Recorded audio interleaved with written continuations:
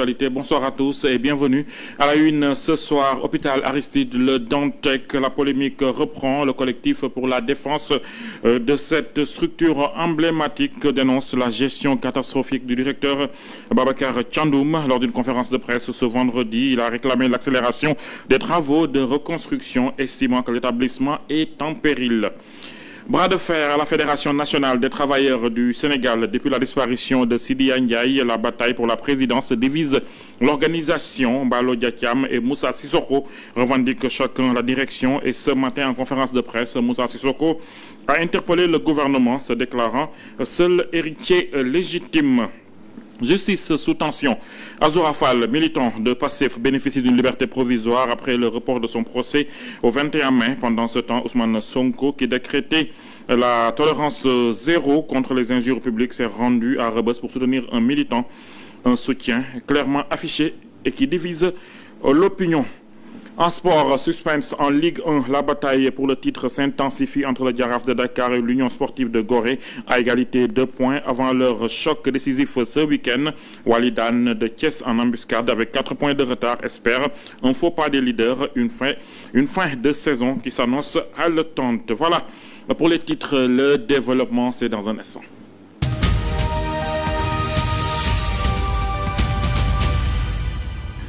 Merci de nous choisir pour vous informer. Le débat sur la fermeture de l'hôpital Aristide Le Dantec refait surface. Le collectif pour la défense et la sauvegarde de cette structure historique tire la sonnette d'alarme. Lors d'une conférence de presse ce vendredi, il a dénoncé la gestion jugée catastrophique du directeur Babacar Thiandoum et réclamé l'accélération des travaux de reconstruction de l'hôpital. Face à la presse, le ton est ferme et les accusations sans détour. Pour El Hadj Abdoulaye Dione, coordonnateur du collectif, le directeur Babacar Thiandoum est responsable d'une gestion chaotique de l'hôpital, pourtant toujours subventionné par l'État. Nous pouvons dire que dans la gestion du directeur Babacar Thiandoum, il y a une absence de management et rupture de confiance. Nous avons des problèmes quand nous tombons malades. En tant que personnel de santé, donc ça pose problème. C'est pour cela que nous lançons un appel aux nouvelles autorités de veiller sur la gestion de Babacar Thiandoum. Le collectif pointe également du doigt l'extrême lenteur des travaux de reconstruction. Conséquence directe, selon eux, des milliers de malades sont privés de soins, en particulier les patients atteints de cancer, faute de services adaptés. Nous voulons que l'État accélère les travaux. Parce que comme vous le savez, depuis la fermeture de l'hôpital, les malades souffrent. Pour la prise en charge des gros malades, les dialysés, donc je pense qu'ils ont besoin de cette structure sanitaire. C'est pour cela, encore une fois, nous lançons un appel à l'État par rapport à la reconstruction de l'hôpital, pour que les travaux puissent être accélérés. Malgré plusieurs correspondances adressées au ministère de la Santé, le collectif affirme n'avoir reçu aucune réponse. À l'approche de la Tabaski, les tensions montent avec des retards de salaire qui inquiètent. Retard des salaires répétitifs et incontrôlés au-delà du mois. Dans un hôpital qui est fermé, comment le directeur peut payer des primes de responsabilité? L'hôpital est fermé, mais il n'y a plus de responsabilité, mon cher. C'est pour cela que les salaires tardent à être payés. En attendant des réponses concrètes de l'État, le collectif prévient. Il poursuivra ses actions jusqu'à obtenir des garanties sur la gestion et la relance effective de l'hôpital. Ousmane Ba, crise de leadership à la Fédération générale des travailleurs du Sénégal. Depuis le décès de son président, Sidi Ndiaye, l'organisation est plongée dans des turbulences. De responsables syndicaux, Mballo Dia Thiam et Moussa Sissoko se disputent la direction. Ce matin, en conférence de presse, ce dernier a interpellé le gouvernement, affirmant être l'unique héritier légitime à la tête de la fédération. Depuis le décès en juin 2023 de Sidi Ndiaye, président de la Fédération générale des travailleurs du Sénégal, FGTSB, l'organisation syndicale est plongée dans une crise de légitimité. Deux figures syndicales s'affrontent pour la direction, Mballo Dia Thiam et Moussa Sissoko. Pour ce dernier, il ne fait aucun doute qu'il est le successeur légitime du défunt président. Il pointe du doigt l'État qu'il tient pour responsable de l'enlisement de la situation. Le gouvernement a décidé de ne donner foi à aucune des deux parties. Ça, c'est excessivement grave. Venant d'un État, d'un gouvernement. C'est vous-même qui dites que c'est Moussa Sissoko qui a fourni des documents qui attestent de sa légitimité de secrétaire général. Mais à côté, l'autre n'a rien fourni. À quoi sert l'État? Si l'État ne peut pas trancher dans cette histoire-là, moi je ne vois même pas à quoi sert le ministère du Travail. Parallèlement, ces membres de la FGTSB annoncent leur intention d'ester en justice contre Mbalo Diatiam, qu'ils accusent de diffamation à l'encontre de certains responsables du bureau. Il a accusé nos secrétaires généraux, les 15 secrétaires généraux des syndicats professionnels affiliés à la FGTS, il les a traités de faussaires. Et je vais vous dire une chose, demain, lundi matin, les secrétaires généraux sont là avec moi, on va déposer une plainte contre lui. Face à une telle impasse, ces syndicalistes appellent fermement les autorités à intervenir pour mettre fin à ce qu'ils qualifient de guerre de positionnement. Ils restent catégoriques. Pour eux, Moussa Sissoko est le seul héritier légitime de Sidi Ndiaye. Ce monsieur-là, jusqu'à l'extinction du soleil, il ne peut pas diriger la FGTS, il est illégitime. Sur le front judiciaire, le bras de fer entre le CEDEPS et le ministère de la Communication se poursuit. Le juge des référés rejette la première requête en annulation de l'arrêté visant la cessation de parution des médias non conformes au code de la presse pour le pool d'avocats dirigé par Maître El Hadj Amadou Sall. C'est une première défaite, mais le Conseil des diffuseurs et éditeurs de la presse au Sénégal ne compte pas s'arrêter en si bon chemin. Dans son combat pour annuler l'arrêté portant cessation de parution et de diffusion des médias non conformes au code de la presse, le Conseil des diffuseurs et éditeurs de la presse du Sénégal a perdu une première manche. En effet, dans son communiqué, le juge des référés a jugé irrecevable la première requête en annulation introduite par le pool d'avocats dirigé par Maître El Hadj Amadou Sall, tout en précisant que la décision motivée et écrite du juge des référés n'a pas encore été portée à l'attention des parties.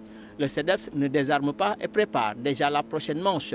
Maître Sall a informé que lors des débats, l'avocat général et l'agent judiciaire de l'État auraient tous les deux affirmé que le ministre de la Communication n'a aucune compétence pour ordonner l'interdiction de diffusion et de parution des médias. Ce qui est tout à fait légitime selon le CEDEPS pour la poursuite de l'action en justice.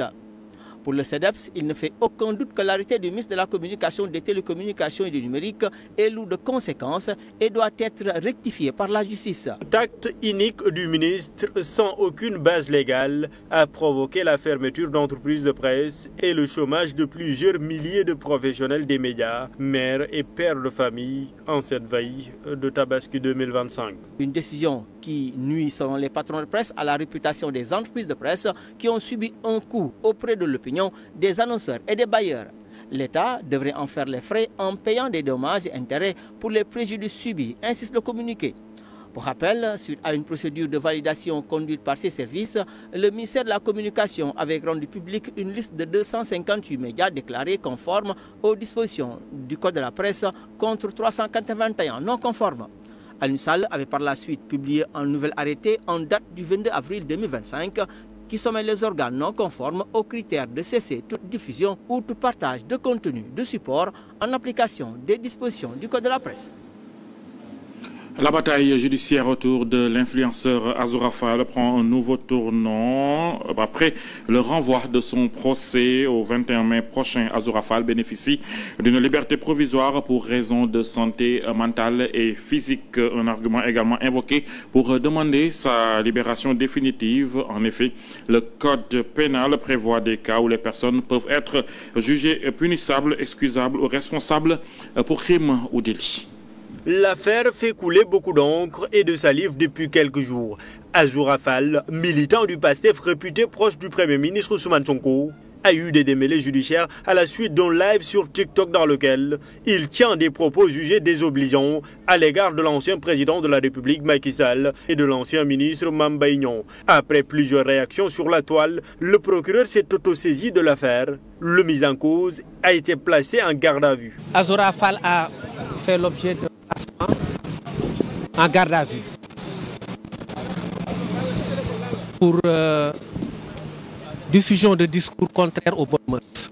Délit contre des personnes punies par le code pénal. Hassan Gueye, plus connu sous le nom d'Azoura Fall, pourrait ainsi en faire les frais. Mais pour organiser sa défense, ses avocats avancent l'argument de troubles psychologiques apparu après son emprisonnement sous le régime de Macky Sall. Quelqu'un qui a perduré en prison, qui a souffert dans l'âme, qui a résisté, au point d'en être atteint psychologiquement et psychiatriquement, est aujourd'hui retenu en prison, presque par ses bourreaux. Au regard du code pénal, cet aspect du dossier pourrait s'avérer très important pour la défense.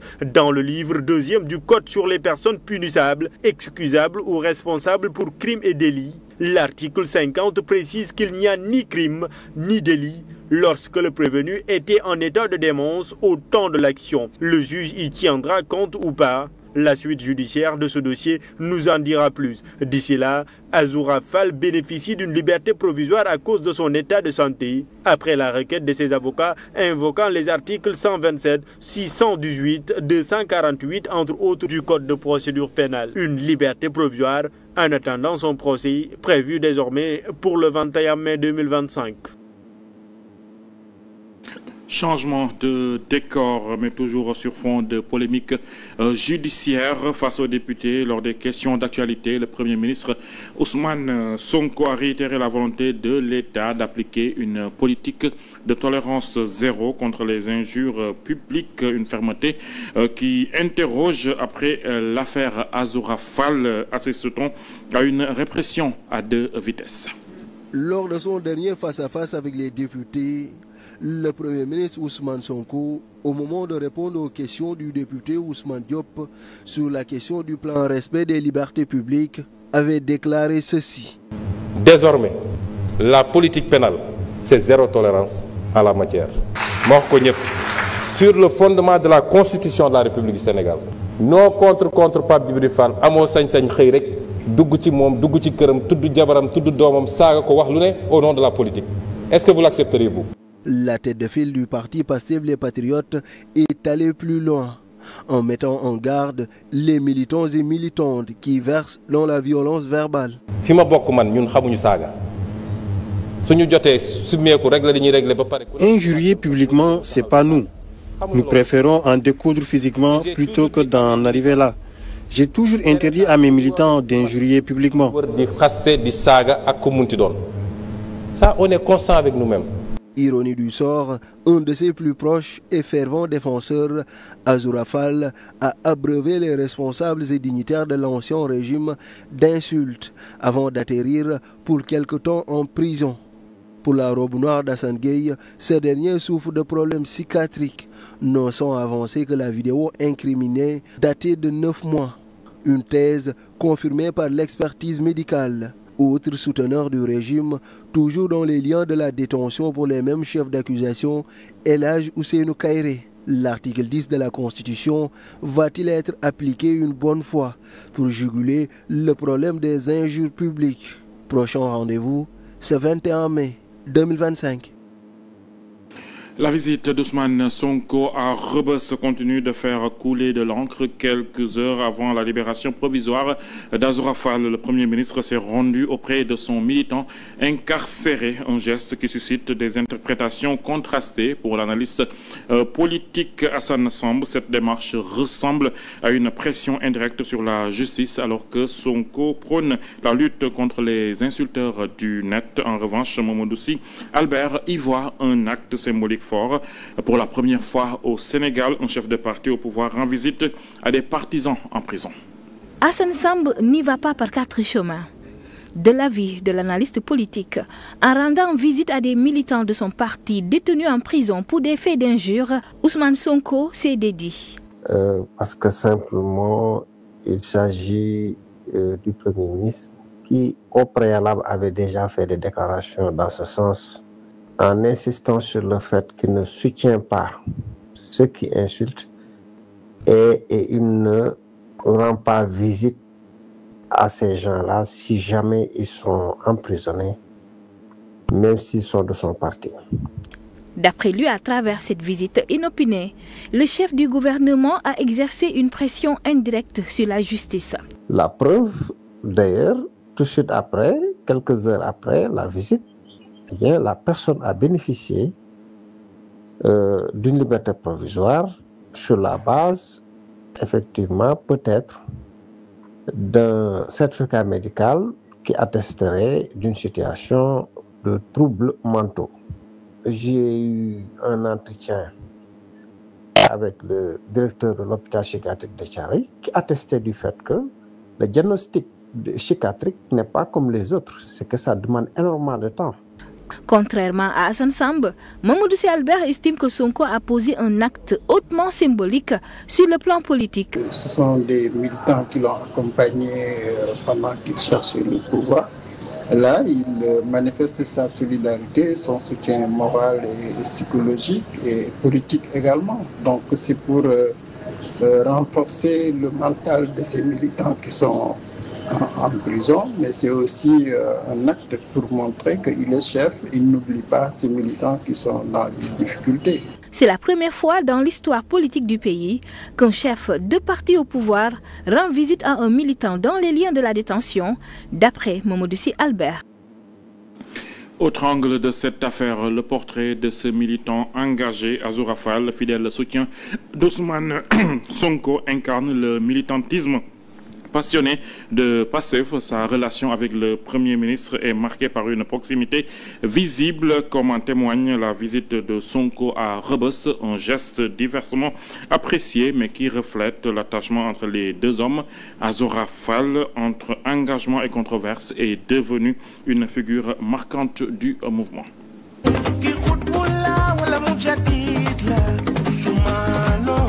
Il pourrait être décrit comme le porte-drapeau du chef, sans nul doute un de ses plus proches compagnons de lutte. Azoura Fall, un personnage atypique, un fervent militant et défenseur du leader Ousmane Sonko. De son vrai nom, Hassan Gueye, il est originaire de la région de Kaolack, sorti des ténèbres. Lors des événements politiques de 2021, Azoura semble être l'incarnation parfaite du militantisme engagé, un personnage controversé avec une liberté de pensée et de mouvement, liberté d'agir. L'homme est en roue libre au sein des patriotes, un militant hors du commun. Il a été arrêté en février 2023 suite à une annonce qu'il avait faite sur les réseaux sociaux, poursuivi pour offense au chef de l'État, outrage à un corps constitué et diffusion de fausses nouvelles.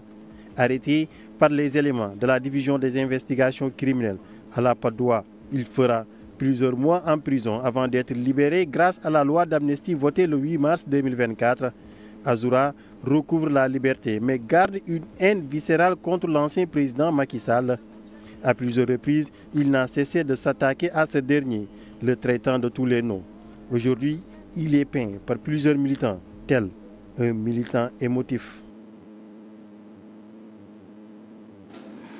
La pression monte autour de la criminalisation de l'homosexualité au Sénégal. L'opposition accuse le gouvernement de tergiverser sur ce sujet sensible. Samba Ndong, coordonnateur des jeunes cadres de l'APR, rappelle que la criminalisation était une promesse des autorités.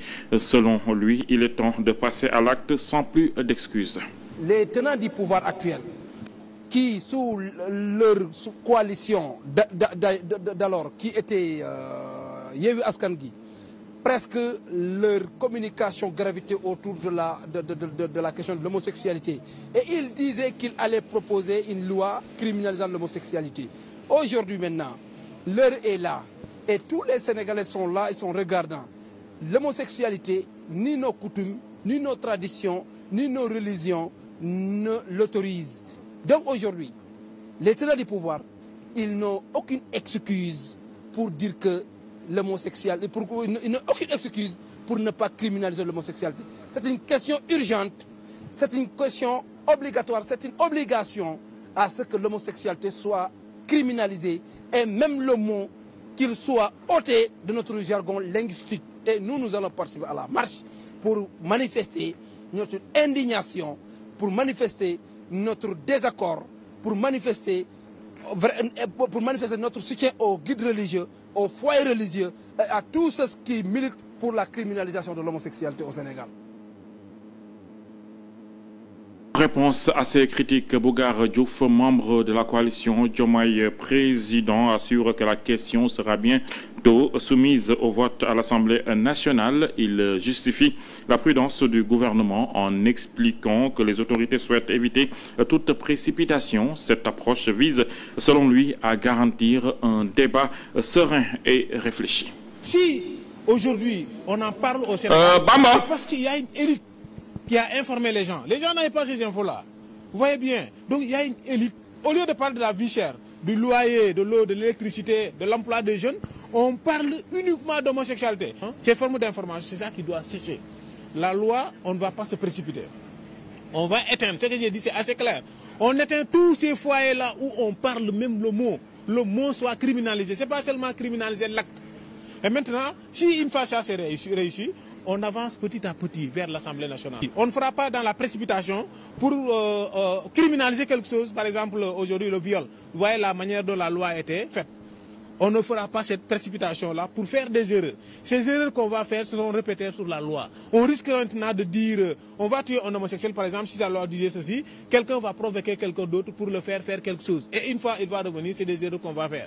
Donc il faut réfléchir doucement. Inch'Allah, quand le dossier arrivera à l'Assemblée nationale, rassurez-vous, il y aura les débats nécessaires, l'orientation nécessaire, et ça sera voté, ça sera criminalisé, comme nous, on l'avait promis aux Sénégalais. En bref, solidarité sénégalaise au Burkina Faso. En visite à Ouagadougou, le Premier ministre Ousmane Sonko a exprimé le soutien du Sénégal dans la lutte contre le terrorisme, affirmant que les pays de la région doivent unir leurs forces face à cette menace commune. Après son entretien avec le président Ibrahim Traoré, Ousmane Sonko a également annoncé de futurs accords de coopération pour renforcer les liens entre les deux nations.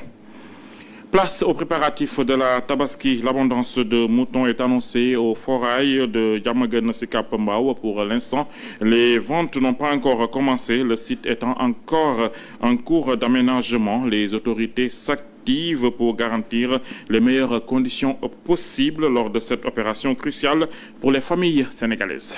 D'ici au 1er juin, ce site sera aménagé pour les besoins de l'opération de la fête de Tabaski. Une information donnée par la cellule de communication du forail de Diamaguène Sicap Mbao.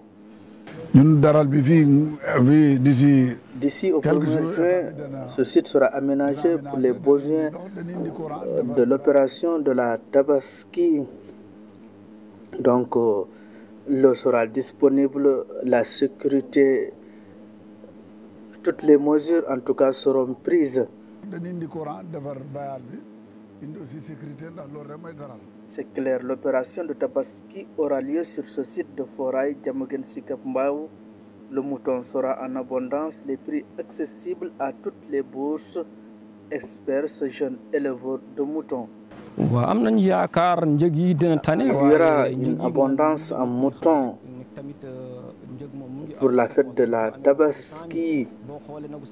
Et en ce qui concerne les prix, il y en aura pour toutes les bourses.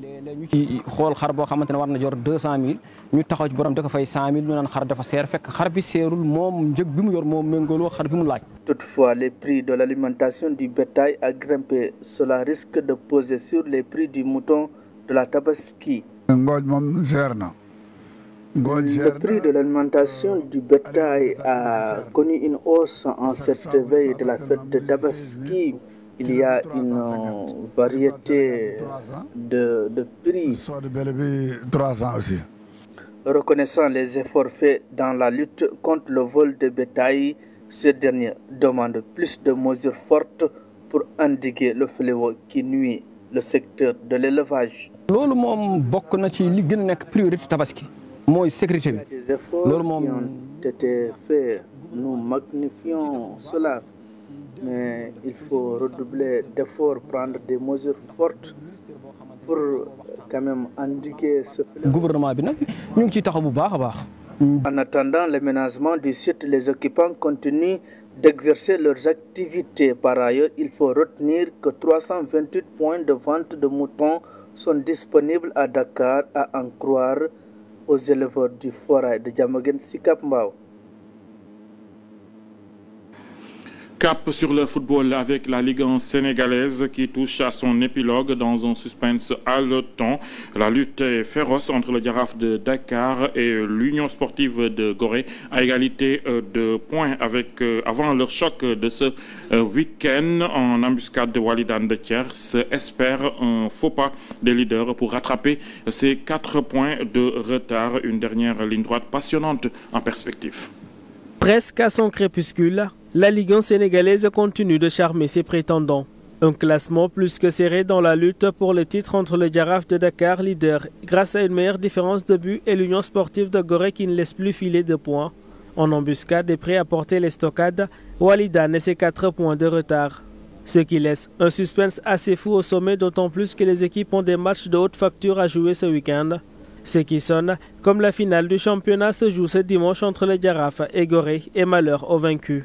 Mais avant ce choc en apothéose, Oslo Lanterne Rouge entame l'opération remontée face aux requins de l'Union sportive de Ouakam qui iront chercher la 3e place en cas de succès. Pikine, 8e, se déplace à Ngalandou Diouf pour tenter de distancer Tenguedj qui n'est qu'à 2 petites longueurs. Lundi, le 3e Walidane sera à l'assaut de l'ocre de la banlieue, le Guédiawaye FC. 7 points séparent les 2 équipes au classement, mais GFC doit gagner pour ne pas se mettre dans le dur. Autre équipe en danger, HLM qui se déplace du côté de la Linguère. L'objectif est simple, la 12e place. C'est tout pour ce soir. Merci d'avoir choisi le journal de 7TV pour vous informer. Restez avec nous, nos programmes se poursuivent. Merci de votre fidélité. Au revoir.